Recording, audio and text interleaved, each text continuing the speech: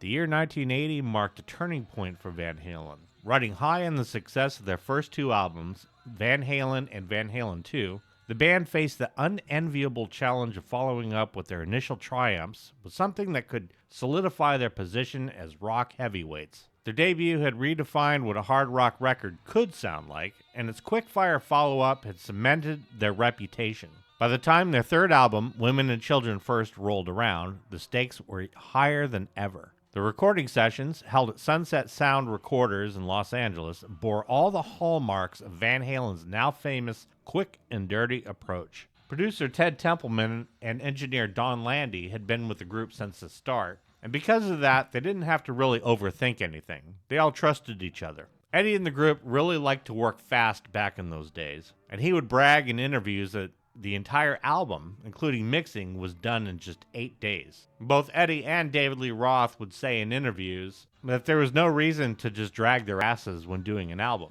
It didn't have to cost a gajillion dollars like Steely Dan or Fleetwood Mac. It was just a matter of getting those songs together and getting the energy down on tape. Nevertheless, the band's precision and intention still came across, even though they were able to get this done in such a short amount of time. The group was in the process of evolving their sound, and they definitely didn't hold back. Starting out the album is a bold, unexpected sound. What seems like a guitar riff is actually Eddie's Wurlitzer electric piano, and this was actually fed through an MXR flanger and his Marshall Plexi amp. With this being Eddie's first foray with the keyboards, it turned out to be a total hit, where Eddie actually added a lot of depth to the tune. The choruses on this one are full-on anthem, and in this one also David Lee Roth uttered one of the most famous lines, "Have you seen Junior's grades?" But this also showed Eddie experimenting with kind of more of a shorter, punchier solo, which really balanced well with the keyboard parts that he was playing underneath. It almost added a bit of a jazzy feel. But now the experimentation didn't always come without a fight.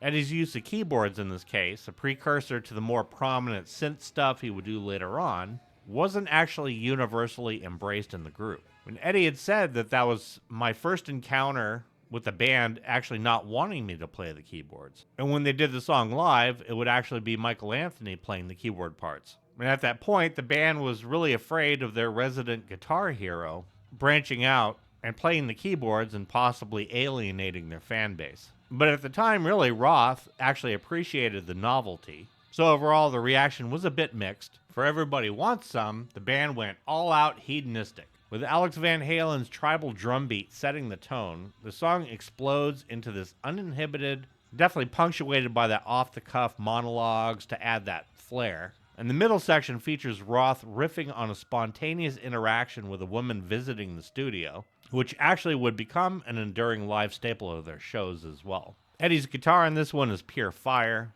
leaning into chaos with those jagged riffs and a loose improvisational feel. And when the song veers into that jungle-like ambience, it's heightened with Roth's playful Tarzan yodels and Alex's relentless rhythms. But Everybody Wants Some in particular remained really the quintessential Van Halen song, epitomizing that wild, party-hard image. For the song Fools, this really serves as Eddie's centerpiece, which has definitely become a thing on their albums thus far. They start off with some really cool bluesy interplay between Eddie and David Lee Roth, where Eddie is improvising some blues licks and Roth is doing some almost scatting over the top, but really he's exploring his full vocal range. Then the band comes crashing in, and right after that, Eddie just lets loose with a flurry of notes. He's definitely got some serious legato work during those parts, with some palm-muted triplets to round it out, and then he starts going into that thumping groove. And at this point, Roth eventually comes in with that streetwise narrative, blending humor and attitude together. And this one's sort of the first hint of some of the bluesy directions the band's going to take later on in the album. And then you got Romeo Delight, which is arguably one of the heaviest tracks in Van Halen's early catalog. It's a full throttle assault from start to finish. Eddie's riff is completely ferocious, with a chugging intensity that feels almost metallic. And the song's aggressive energy really contrasts with Roth's ever-horny lyrics, including the memorable line, "Taking whiskey to the party tonight, and I'm looking for somebody to squeeze." But the interplay with the band, like on the verses, for example, is just incredible. Where you get Michael Anthony just driving that bass line, Alex Van Halen doing that play in the hi-hat while Eddie Van Halen is doing those volume swells. And of course, Roth being Roth, he and the band together were able to really build the tension before launching back into that main riff and just smacking you over the head with the chorus. Tora Tora and Loss of Control features two tracks that are inseparable, with Tora Tora serving as this eerie prelude to the full-on frenetic, in-your-face Loss of Control. Tora Tora, originally called Act Like It Hurts, opens with Backwards Eddie all the way. And then it goes flying into this doomy Black Sabbath-inspired riff with some serious wailing over the top by Roth. And then they come flying in with Loss of Control, immediately shattering that brooding mood with this manic, almost punk-like pace. What's interesting about this one musically is that the very first riff that Eddie plays almost predates thrash metal in a certain way. And then when they go flying in with that fast-paced swing, that actually predates a lot of some of the wild instrumental guitar stuff that we would hear later on from a lot of other guitar players. And then back to that crushing riff they go, only this time now you've got David Lee Roth going through a megaphone, creating a huge sense of urgency, but in kind of a humorous way. Roth's voice on this one are unpredictable, and they sound kind of like a man on the edge. And the chaotic energy of the song really mirrors the band's live performances, where they often veered into moments of unhinged brilliance. But despite its wildness, this track in particular was really tightly executed,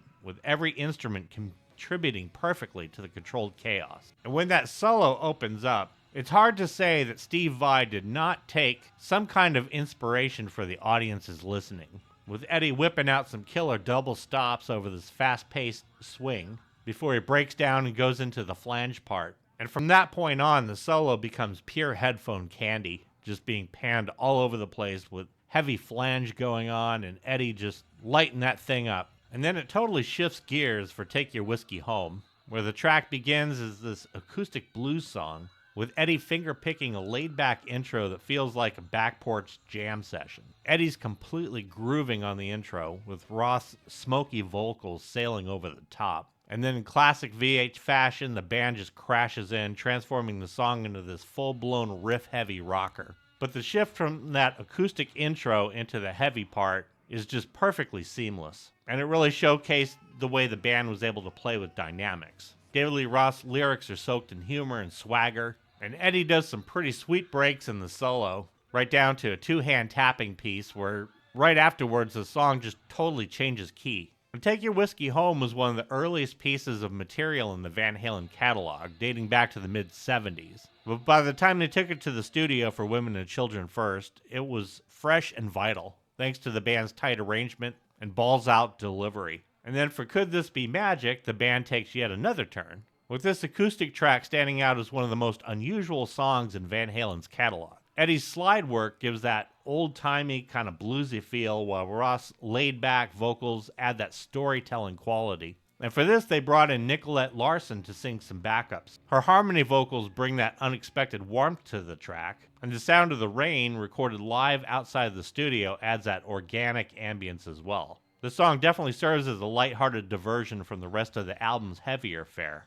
Eddie had later said that Ted Templeman had suggested the slide guitar, and it turned out to be a great idea because it really gave the song a unique character. Finally, in a simple rhyme, brings back the acoustic again at the top, only this time they have it really layered nicely in stereo. And this is really a closeout capturing the essence of 70s Van Halen, as once the band kicks in, it actually sounds a lot like their earlier demo work, just in terms of that kind of semi-laid-back groove that they had going on. And in the middle, they have a nice breakdown where they revisit the intro, only this time the whole band is playing. Lots of good interplay with the vocals as well, with Michael's harmony, as well as Eddie's harmonies. Some of it is slightly reminiscent of Jamie's Crying in terms of its tonality. And leading into the guitar solo, you get some pretty tasty licks from Michael Anthony, while Eddie's sustaining some chords underneath. And then Eddie goes all out, balls out pentatonic, and he throws some caution to the wind as well, taking some phrases and just repeating them up chromatically before he goes to some screaming high bends. The solo in this one is pure, fearless Eddie as we've always known him.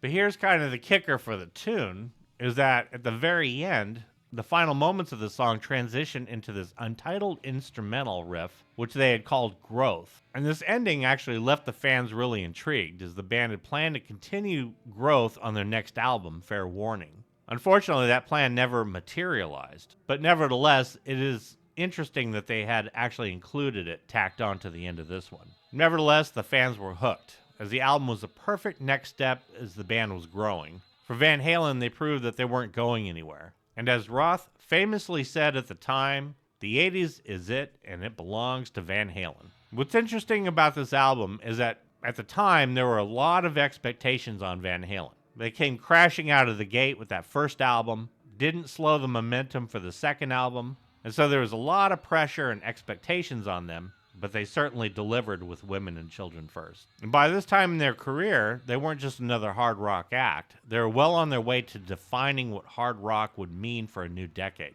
But the band never let themselves get crushed under the expectations. They just ran with it. And it's obvious in this album that all that tension played out perfectly in the recording process. And you could just hear it in this album that Eddie really had that drive to innovate and really kind of push the envelope. And while the guitar work still remained the centerpiece of the sound, Eddie was beginning to branch out, and you could definitely hear it here. The decision to incorporate the keyboards wasn't just a gamble.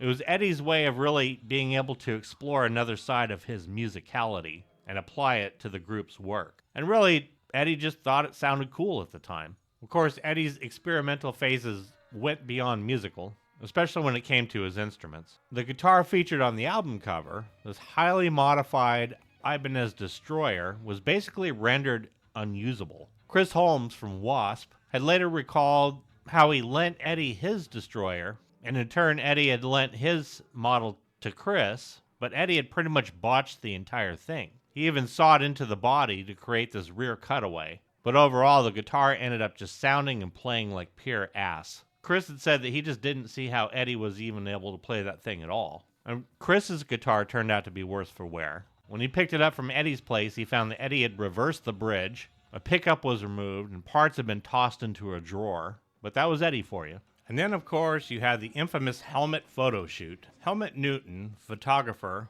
was intended to generate this promotional material for the album, but instead it became a huge flashpoint for a lot of tension. Newton, known for his provocative, high art style photography, was actually brought in at the insistence of David Lee Roth. But when the brothers arrived at Roth's Pasadena estate to participate, they're taken aback to find David Lee Roth the clear focus of the shoot. Newton's photos of Roth, including the infamous poster of him standing shirtless and chained to a fence, played into David Lee Roth's wild and flamboyant way of doing things. Now, David Lee Roth saw these photos as an extension of his vision for the group, but Eddie and Alex were definitely less enthusiastic. The way they saw it, it was like the photos just reduced the group to Roth's backup band. And so Eddie and Alex were not having any of it, and they definitely voiced their frustrations to the band's management. Now, Warner Brothers, the record label, was sensing the need to smooth things over, so they quickly arranged a second photo session with Norman Seeff, whose images of the entire band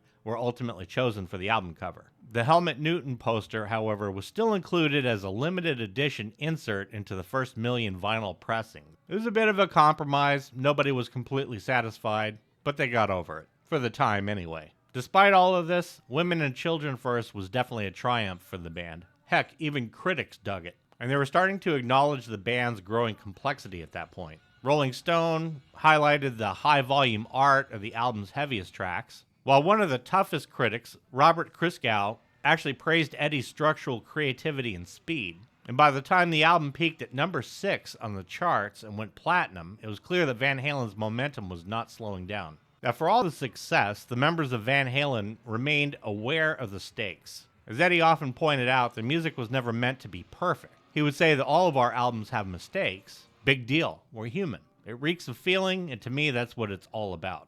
And it was that unpolished, gritty vibe that really made Women and Children First just pop out entirely. It wasn't just a collection of songs. It was actually a snapshot of the band at the peak of their creative powers. Now, the tour behind Women and Children First kicked off in March of 1980 and ran through November. And that tour really cemented their reputation as one of the most electrifying live acts of the era. During that time, the set lists were leaning really heavily on the new album, with tracks like And the Cradle Will Rock and Everybody Wants Some becoming staples of the show. And the tour behind the album also showcased some of the band's penchant for chaos, equipment failures, wild backstage antics, and Roth's unpredictable banter with the audience all just became part of the legend. One particularly infamous story involved fans breaking into Eddie and Alex's parents' house while the band was on the road, stealing platinum records, which they mistakenly thought were actually made of platinum. But regardless of setbacks like this, the tour was a massive success with sold-out arenas and an ever-expanding fan base. The band was growing musically